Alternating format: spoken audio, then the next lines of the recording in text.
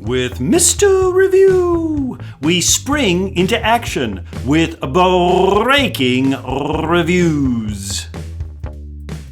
Hello, friends, it's Mr. Review, and we're talking about civil rights. You remember, protecting our rights, correcting our wrongs, civil liberties and civil rights.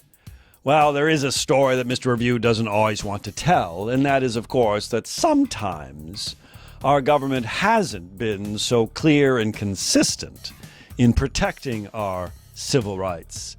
Sometimes equality is it's difficult to find. Think of that court case in the late 1800s, Plessy v. Ferguson, that established that ugly principle of separate but equal.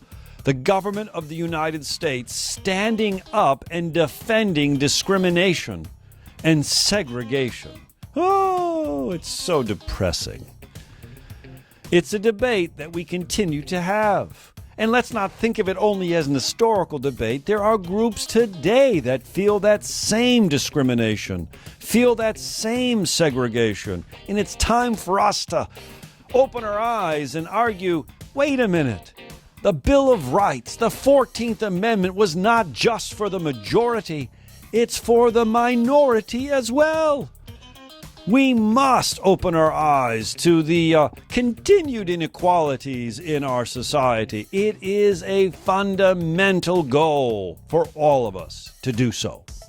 But there are groups out there helping. Oh, think about the group, the National Organization for Women, now dedicated to the dismissal and end to all unequal activities as they speak to gender issues. And we have groups like pro-life and pro-choice who advocate greatly for certain liberties and rights. Let's not forget that in America we have a plurality, a pluralistic democracy that allows for groups to organize and compete over policymaking.